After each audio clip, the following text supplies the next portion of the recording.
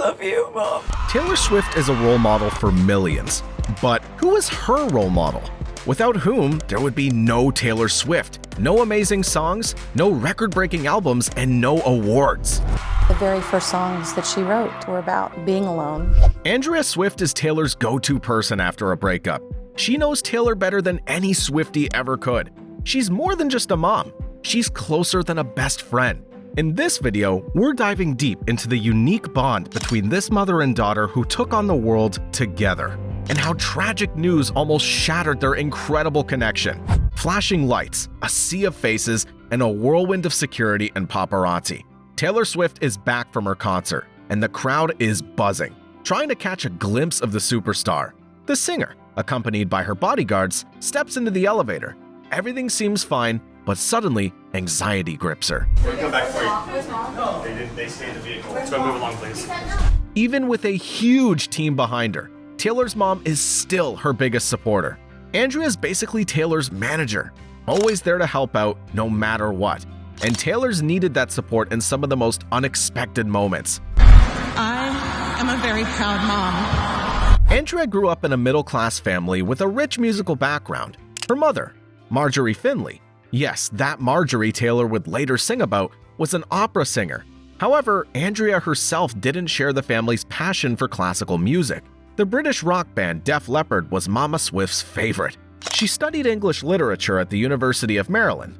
In the late 1980s, Andrea worked as a marketing manager at an advertising agency in Houston. There, she married Scott Swift, and soon after, the future queen of pop was born. It was Andrea who suggested the gender-neutral name Taylor. A marketing expert, she was always thinking steps ahead, ensuring that potential employers wouldn't dismiss her child's resume based on gender bias. You look beautiful today, Miss Taylor. Soon, the family relocated from Texas to Pennsylvania, where they purchased a small Christmas tree farm. To balance out the whimsical atmosphere of constant celebration brought by their Christmas-centered business, her parents raised the future star without any excessive indulgences. I've surrounded myself with people who were there when I was born. You know, my family. I always have my mom or my dad on the road with me, and they're not the kind of people who will tell me what I want to hear. And as Taylor recalled, it was her mom who played the role of the bad cop in their family. My parents are complete opposites. My dad's like, "Hi, nice to meet you. I'm Taylor Swift's dad. Nice to meet you." like the proudest dad you could have. And then my mom is the one who, before an award show, she'll be like, "Look, honey, you're not going to win this one." Taylor jokes that her mom's always been a total skeptic, the kind of person who expects the worst in every situation. Sounds familiar, right? I'd be blowing my nose if I had a cold or something. She'd be like, "Stop blowing your nose so hard." I'd be like, "Why?" And she'd be like, "You'll get a brain infection." I was calling her the other day and I was like, she's like, "What are you about to do?" I was, I'm about to go running. And she's like, "Be careful." I was like, "I'm running on a treadmill." She's like, "Have you ever YouTubed treadmill accidents? People can die on treadmill accidents." Now imagine, with that mindset, how hard it would be to believe your daughter would become a global superstar.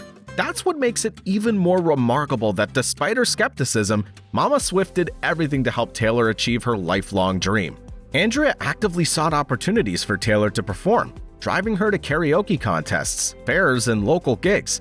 This hands-on approach wasn't typical for most parents, but Andrea saw something exceptional in her daughter and wanted to nurture it. The way to keep her happiest was to sit her down, give her a pen and a journal, and she was happy. And the reason was simple. She knew nothing brought her daughter more joy than creating. But one day, what seemed to be a hobby went too far. 11-year-old Taylor, obsessed with country music, suddenly announced to her parents that she wanted to sign her first professional contract. And here's the kicker. She wanted the whole family to move to a new city. I thought to myself, Nashville. Well, I've got to go there. Most parents would be like, "Hold on, you want a what?" But Andrea Swift, she said, "Pack your bags, kiddo." And that's how Taylor's journey to superstardom began. My mom would stop in front of a record label and I'd run in and hand them my CD, the receptionist, and I'd be like, "Hi, I'm Taylor. I want a record deal. If you could call me." Unlike naive little Taylor, Andrea had a background in advertising. She knew that a kid walking in off the street had practically zero chance of landing a contract. And when those sharks in the entertainment business smile at you, you should know they've already calculated their potential profits or losses off you. But in Taylor's case, every manager she met made the biggest mistake of their careers. So I watched her walk up to the receptionist desk, and how are you going to look at a little blonde-haired, blue-eyed 11-year-old who's trying to make her dream come true and say, get out of here? They didn't. They were sweet to her, and they took her demo, and nothing happens. But something did happen. As Andrea recalls, that's when Taylor realized it wasn't enough to be just a sweet, talented girl. She needed to stand out. She needed to be herself. Not a schoolgirl trying to fit a stereotype, but one of a kind. She had to become the Taylor Swift. But how? The next Christmas, Taylor received a long-awaited 12-string guitar as a gift from her parents and began actively writing her own songs. Her mom was always there, as her first listener, first Swiftie, and first critic.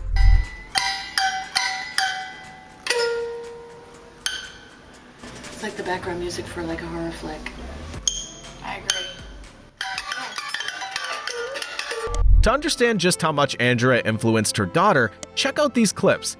Taylor, then and now, is who she is because Andrea Swift raised her that way. What are those things? Pigtails. Yes, pigtails. You look beautiful today, Miss Taylor. Thank you. You're very welcome. Thanks for saying that. Thank you. You did such a good job. Thank you for saying that. Taylor's unique storytelling? It's a gift from her mama. Taylor and Andrea share a very unusual trait they call paranoid thinking. They both see life as a collection of stories, and if a story lacks facts or events, they boldly make them up, turning an ordinary situation into a drama or a comedy. And country music, of course, is the perfect genre to apply such skill. The problem was, none of Taylor's peers appreciated that kind of music. It was not the popular choice. Yeah. It was a choice that defined her, and unfortunately because of that, she really did get a lot of teasing and a lot of ridicule. That's when Taylor first encountered haters.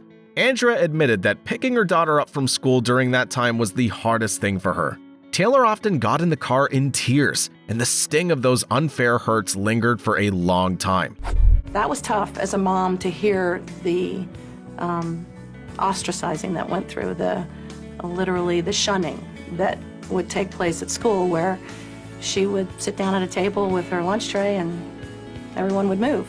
As a parent, there is nothing more painful than hearing that your child is in pain. You'll take any bullet for them, but you realize that this is also something that they have to go through. Andrea was amazed by Taylor's response to the hate. "My rule is simple," Taylor said. "If they don't like you for being yourself, be yourself even more." Andrea had no doubt. Her daughter wasn't suffering from teenage loneliness, but because Taylor was different. One day, Taylor called a dozen of her classmates, inviting them to the mall. No one agreed to go, so her mom offered to keep her disappointed daughter company. Imagine Taylor's dismay when she ran into all her classmates at the mall. They had planned to meet up without her. It's hard to believe now, but Taylor wasn't just unpopular. Her classmates considered her, at best, strange, and at worst, a loser. I don't think being an outsider or not being an outsider has much to do with beauty or not having a certain type of beauty. I think it has everything to do with being different. You're in a setting where everyone wants to be the same, and you want to do something different, and all of a sudden, yeah, you're the outsider.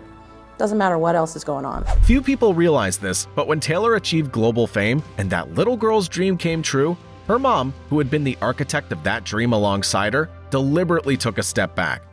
For many years, I was her constant companion, and I witnessed a young girl with very few friends become a young woman with many, learning to stand up for herself and the things she believes in, being brave enough to explore her musical curiosity, having a voice against those who hate, and giving of herself to those in need. In 2008, Taylor surprised her mom with a secret song. The Best Day was a hidden track dedicated to Andrea Swift. I was really just thinking about everything that my mom had done just since I was a kid, just always making me feel so special, and all the amazing moments that we had shared. The whole track is a tender confession of endless love. The home video, edited by Taylor herself, shows simple moments of blissful family time. Taylor sang, "I know you were on my side even when I was wrong." Played it for her for Christmas. It was the first time she'd ever heard the song or seen the video. She didn't even know the song existed, and after the first time I played it, she goes, "Honey, that song is, who's singing that song?" And I was like, "Mom, that's me, that's your dog." And then she started crying. In 2013, her mother strongly supported Taylor when she was groped by radio DJ David Muller. Later, while testifying in court, Andrea tearfully recalled that she wanted to vomit and cry at the same time. She couldn't believe that after the incident, Taylor thanked her abuser for being there. Andrea even blamed herself. Quote, "It made me question why, as a parent, I had encouraged her to be so polite." How do you feel about this, Mom? Is this good? I'm a little car sick right now. Just a little bit car sick. Admittedly, life alongside a creative force like Taylor Swift has its challenges. It's no small feat to keep pace with a genius. But even geniuses, from time to time, require a discerning eye and a bit of constructive criticism. The tour DVD covers, I don't think white background. I think it's important for everyone to know that you're not just getting a CD, you're also getting a DVD. Once during a rehearsal break at the studio, Taylor was quietly humming a melody, strumming along on her guitar. It seemed like a fleeting idea, nothing too serious, and soon the musicians were back to working on other songs. However, at the end of the rehearsal, Andrea Swift approached the sound engineer with a rather intriguing question. Had they been recording during the break? Because if so, that little ditty deserved a second look and some polishing. Fortunately, the studio had been recording continuously, but no one would have paid attention to that fleeting musical idea if it weren't for Mama Swift. And that is how, thanks to Andrea's intervention, one of Swifties' most beloved songs, All Too Well, was born. She has a really great taste and she has really logical opinions. And so I ask her for advice about everything. We're really close. Like everyone in Taylor's inner circle, Andrea feels the constant presence of her daughter's creative radar, always scanning for inspiration. Mama Swift proudly admits that she's not only been the subject of some of Taylor's most famous songs, but also the very spark that ignited them. Now, every once in a while, her dad, her brother, or I find ourselves to be the subjects of those songs. Sometimes we're merely the inspiration. Like the time she was 17 years old, and her dad and I strongly disapproved of a certain young man. She was real mad, and she went to her room, and she closed the door, and she came out about an hour later with a song called Love Story. But in 2015, news arrived that would change the lives of both mother and daughter forever. Taylor shocked the world with the news that her mother had been diagnosed with cancer. Andrea Swift, a woman of steel, attentive and sensitive to the problems of others, was not one to complain about her own health. As a Christmas gift, her daughter asked her to undergo a checkup, just in case, without any obvious cause for concern. The results shocked the entire family. The diagnosis, breast cancer. Contrary to her usual practice, Mama Swift asked her daughter to share the news of her illness with the world.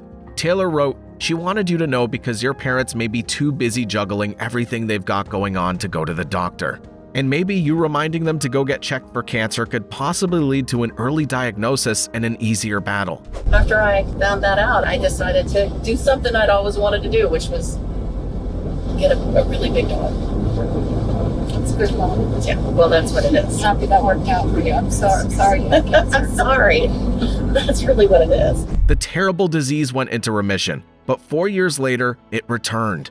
Taylor later revealed that Andrea had been diagnosed with a brain tumor.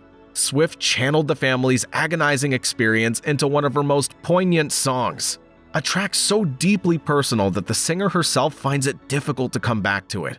There's one song on the album called Soon You'll Get Better that I can't even really hear, I can't even listen to it, because I don't think I have written a song quite like that before, and it's just sort of like, it's just a tough one. So writing about it was really emotional, and I'm just gonna stop talking about it now. Despite the challenges they've faced, the Swifts, mother and daughter, continue their journey together. I don't even begin to understand how this happened, but I do love it. Swifties adore Andrea, and the feeling's mutual. It often seems as though Andrea is a bit of a mother figure to everyone who can't live without Taylor's music. Subscribe to our channel and give this video a like if you, like us, appreciate the role of this amazing woman in Taylor's life. I know you love her as I love her, and for that I thank you eternally. This kind of mother-daughter bond is truly rare in the brutal world of pop music. Even industry veterans can't help but express their surprise. The first time I met her, she was 14, and she was at the Grammys with her mother. And then I saw a photo just yesterday of her and her mother. So Mom's still at it. Despite never having written a single song, Andrea Swift got her name etched into music history. One can't help but wonder if she still sees that little girl, the one who once dreamed of owning her first guitar, and the superstar who now performs to stadiums full of fans. Just look at Taylor's face at that moment when she briefly loses sight of her mother and then finds her again. In that fleeting smile, there's hope, relief, and joy. But above all, there's an endless love for the person closest to her in the whole world.